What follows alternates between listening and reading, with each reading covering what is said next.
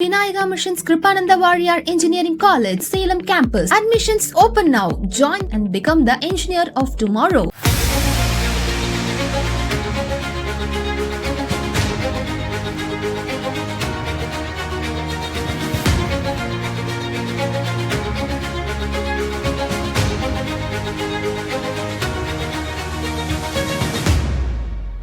சர்வதேச யோகா தினத்தை ஒட்டி மேற்குவங்க மாநிலத்தில் நடந்த நிகழ்ச்சியில் பங்கேற்ற பிரதமர் மோடி கடற்படையில் 3 போர்க்கப்பல்களை இணைக்கும் நிகழ்ச்சியிலும் கலந்து கொண்டார்.